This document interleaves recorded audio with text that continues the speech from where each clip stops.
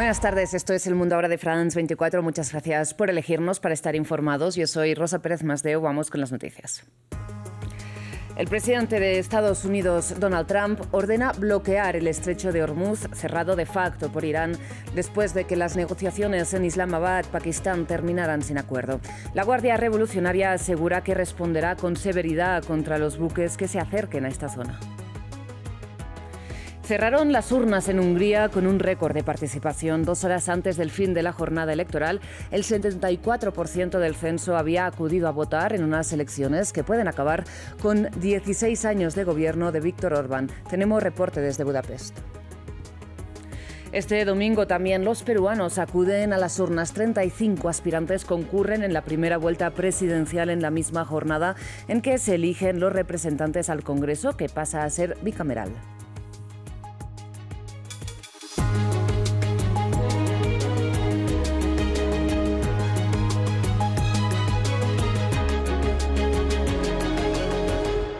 Empezamos las noticias con la mirada puesta en Medio Oriente, porque el presidente de Estados Unidos, Donald Trump, amenazó con bloquear el estrecho de Hormuz, cerrado de facto por Irán, que sin embargo permite el paso de ciertas embarcaciones, entre otras cosas, que exportan su petróleo. La Guardia Revolucionaria iraní advirtió que los buques estadounidenses que se acerquen al estrecho serán blanco de represalias, ya que se considerarán como violaciones del alto el fuego aún vigente, a pesar de que las conversaciones, como decíamos, de este sábado en Pakistán terminaron sin acuerdo. Teherán denunció que la Casa Blanca no quería negociar y Washington que la República Islámica no quiso aceptar sus términos, entre otros, no desarrollar una bomba nuclear. El primer ministro pakistaní, sin embargo, que fue el mediador del encuentro, recordemos, aseguró que el diálogo no está muerto. Ahora, para el análisis, contamos con Fernando del Pozo, almirante retirado y exdirector del Estado Mayor Internacional de la OTAN. Fernando, muchas gracias por aceptar esta invitación de France 24. De entrada, le pregunto, ayúdenos a entender militarmente exactamente qué es lo que estaría ordenando Donald Trump cuando se refiere a bloquear el estrecho con la Marina estadounidense. Muchas gracias a ustedes por llamarme. Y sí, realmente esta tarde me he enterado de esa manifestación que ha hecho el presidente Trump y todavía no salgo de mi asombro. Yo creo que se puede considerar, se puede analizar desde 3 puntos de vista y merece hacerlo desde los tres. Uno desde la pura lógica, otro de los aspectos legales que esto incluye y finalmente la materialidad de cómo puede poner en funcionamiento eso que amenaza con hacer. La lógica no parece muy brillante porque en este momento Irán tiene bloqueado el estrecho de Hormuz por el procedimiento de declarar haberlo minado. No sabemos si lo ha hecho efectivamente o no, pero la mera declaración ya es suficiente, con lo cual obliga a los barcos a pasar entre dos pequeñas islas que están al norte, en la parte norte del estrecho, y donde ellos les extraen un peaje, esto que parece ser que es bastante considerable, con lo cual el tráfico se ha reducido enormemente. Creo que como máximo algo así como 2 barcos al día frente a los 140 que solían pasar. Entonces, ¿cuál es la lógica de decir que además se impide que pasen esos pocos barcos que ahora están pasando pagando dinero? ¿En qué contribuye eso a, a despejar el estrecho? Yo realmente no veo la lógica de ahí. Desde el punto de vista legal, hay que tener en cuenta la Convención de las Naciones Unidas para el Derecho del Mar, que es más conocida como UNCLOS, que en su artículo 37 y siguientes esto gobiernan lo que es el paso de los buques buques y aeronaves por estrechos internacionales. Y desde luego lo que dice la UNCLOS es que no se puede impedir de ninguna manera que pasen por ahí. Es cierto que Irán y Estados Unidos, los dos, son signatarios de la UNCLOS, pero ninguno de los dos lo ha ratificado. O sea que, por un lado, estaríamos diciendo que ellos, si no han ratificado, pueden hacer lo que quieran, pero hay 160 y tantos países que sí lo han ratificado. Por lo tanto, están poniéndose enfrente de 164 países.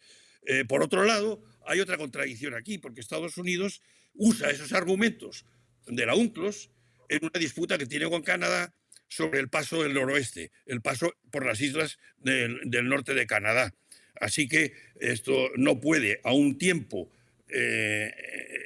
usar el argumento en su favor y en la disputa con Canadá, y en otro momento ignorarlo para cerrar el estrecho de Hormuz completamente. Y finalmente nos queda el asunto de cómo sería la materialidad.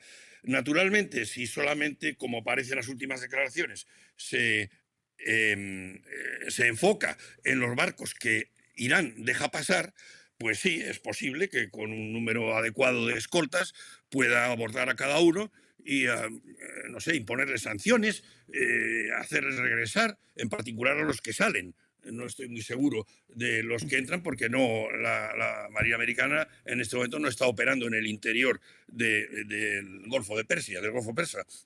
Así que no estoy muy seguro de cómo lo harían.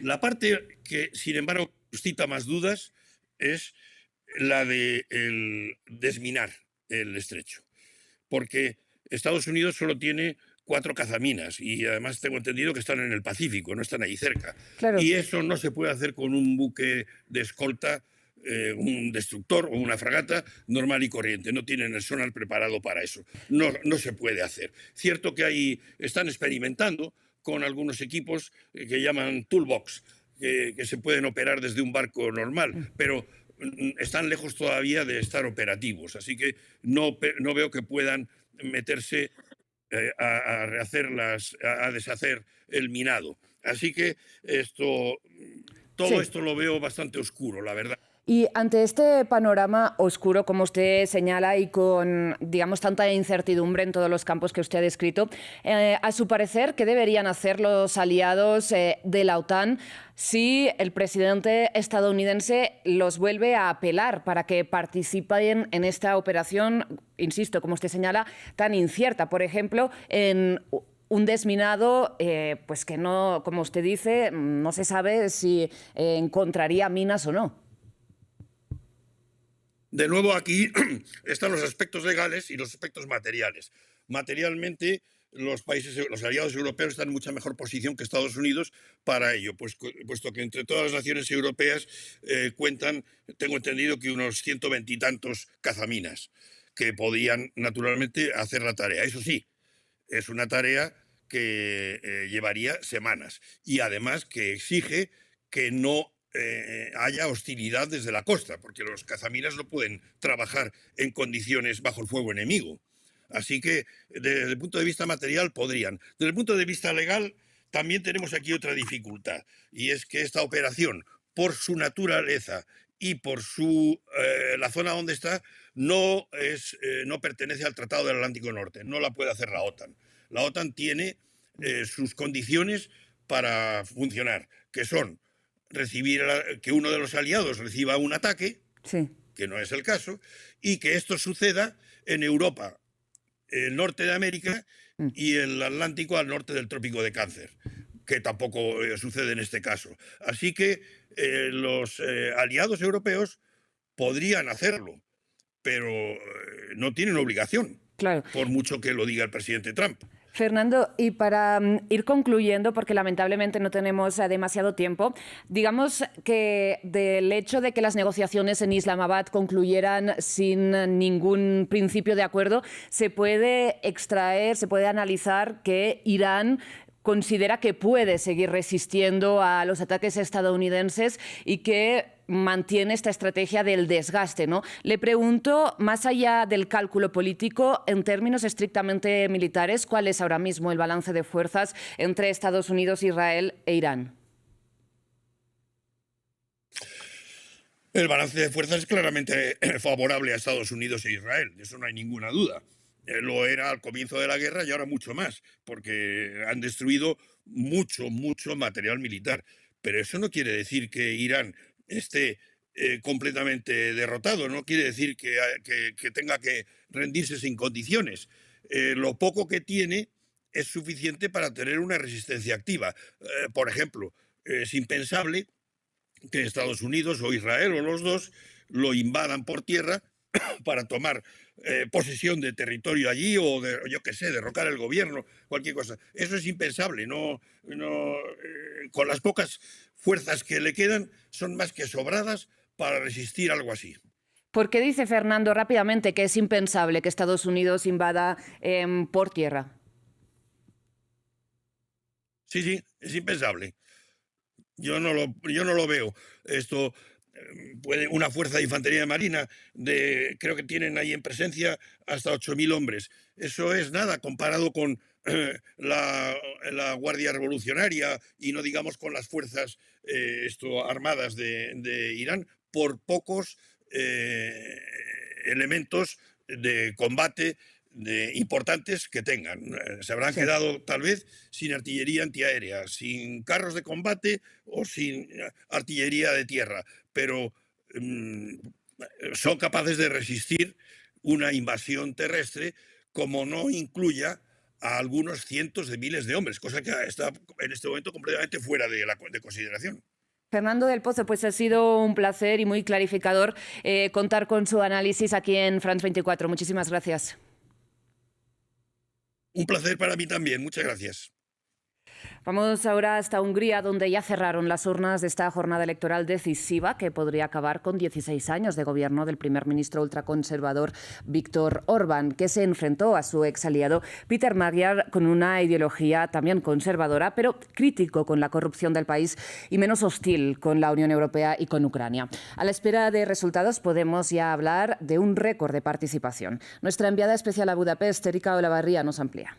Sin ir más lejos, recordemos que hasta hace 2 años Peter Magyar formaba parte del partido de Viktor Orbán también y se ha convertido en su principal enemigo. Él es conservador, recordemos, es eurodiputado y pertenece al grupo del Partido Popular en Europa, es alguien de centro derecha y por lo mismo, por ejemplo, en temas migratorios es bastante conservador, está por los controles migratorios. Además, este país sufrió mucho con la crisis del año 2015, también con respecto a Europa, no ha querido mojarse, por decirlo de alguna manera. Él ha dicho que está por una adhesión, pero lenta, no rápida, y también se ha mostrado a veces en contra de enviar armas a Ucrania. Él lo que ha hecho es que se ha centrado sobre todo en los problemas internos, en la economía que preocupa mucho a la población. Los precios han aumentado mucho desde el año 2020, sobre todo después de lo que fue la pandemia del COVID, también en lo que es la salud, la educación. Los jóvenes se quejan mucho de eso. Él ha tratado de dar énfasis a eso en su campaña y a la lucha, obviamente, contra la corrupción de Viktor Orbán y su sistema oligárquico.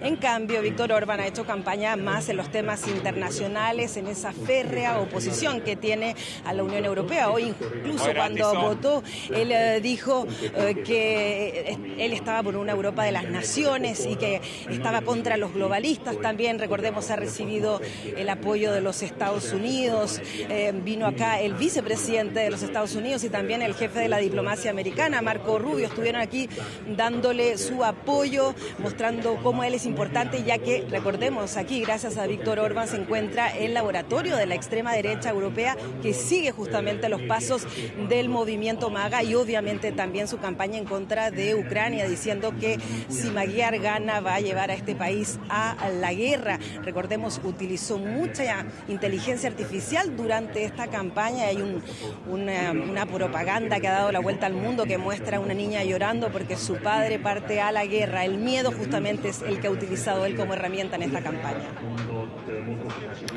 Bien, y este domingo también Perú vive una jornada electoral clave y tras retrasos en la apertura de las urnas, las autoridades anunciaron que alargan el horario de votación hasta las 6 de la tarde, hora local, es decir, una hora más de lo previsto inicialmente. Este domingo, los 27 millones de peruanos llamados a las urnas tienen en sus manos la elección del legislativo, que pasa a ser bicameral, así como la elección presidencial, en la que compiten, atención, 35 aspirantes en primera vuelta. El vencedor sería el 10º presidente del país en una década, siendo el último jefe de Estado electo, recordemos, el encarcelado Pedro Castillo en 2021. Finalizamos con deportes porque el italiano Jannik Sinner venció en la final del Master 1000 de Montecarlo al español Carlos Alcaraz y recuperó el puesto número 1 del mundo. El encuentro resultó ser menos reñido de lo esperado. El italiano logró la victoria en 2 sets y se impuso en la superficie de tierra batida, que es la especialidad de Alcaraz.